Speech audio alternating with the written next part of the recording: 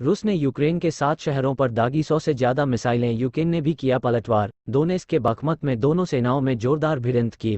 रूस के राष्ट्रपति व्लादिमीर पुतिन और यूक्रेन के राष्ट्रपति वोलोदिमीर जेलेंस्की के हालिया बयानों के बीच युद्ध के मैदान में दोनों देश कोई कसर नहीं छोड़ रहे। बृहस्पतिवार को रूस ने यूक्रेन 7 शहरों में अलग अलग ठिकानों पर 100 से ज्यादा मिसाइलें दागी। दूसरी तरफ यूक्रेन ने भी रूस के कब्जे वाले इलाकों पर मिसाइल हमले किए। कीव के मेयर वितली क्लित्स्को ने बताया कि एयर डिफेंस सिस्टम ने कीव के आसमान में 16 मिसाइलों को मार गिराया था, जबकि 8 मिसाइलें अलग अलग निशानों पर जाकर लगी।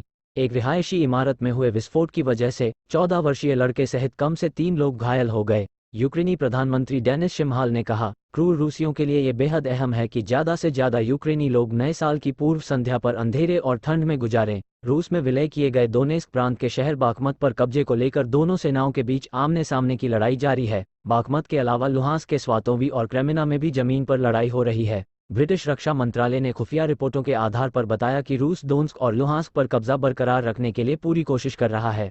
एजेसी मिसाइलों की बारिश नई रणनीति। यूक्रेनी राष्ट्रपति जेलेंस्की के सलाहकार मिखैलो पोदोलिक ने ट्विटर पर पोस्ट कर बताया कि बुधवार रात से बृहस्पतिवार सुबह तक रूस ने 100 से ज्यादा मिसाइलें यूक्रेनी शहरों पर दागी हैं। इन हमलों में कई अहम बुनियादी ढांचों को गंभीर नुकसान पहुंचा है और कई जगह लोगों के हताहत होने की सूचना है।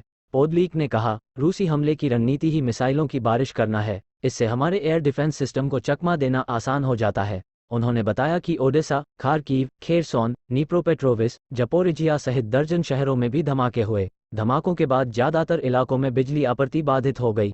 सभी हमले बिजली आपूर्ति से जुड़े ढांचों को निशाना बनाकर किए गए थे। रूसी मिसाइलों से ध्वस्त इमारतों में घायलों की तलाश। एजेसी शर्तों पर अड़े रूस और यूक्रेन शांति वार्ता के लिए अपनी अपनी शर्तों पर अड़े हुए हैं। राष्ट्रपति व्लादिमीर पुतिन ने कहा था कि पहले यूक्रेन सहित उसके सभी पश्चिमी सहयोगी रूस की तरफ से किए गए यूक्रेन के 4 क्षेत्रों के विलय को विधिवत मंजूरी दें। वहीं जेलेंस्की ने कहा था कि रूस अगर बातचीत करना चाहता है तो 10 शर्तों को मानना होगा, जिनमें सबसे अहम अपनी सेना को 24 फरवरी 2022 से पहले की स्थिति में यूक्रेन से बाहर ले जाना है। खेरसान में रूसी सेना के हमलों में आई तेजी। खार्किव के मेयर इहोर तेरेखोव ने बताया कि पिछले कुछ दिनों से खार्किव में भी दोनों तरफ से गोलीबारी हो रही है, जिससे पता चल रहा है कि रूसी सैनिक लौटने लगे हैं।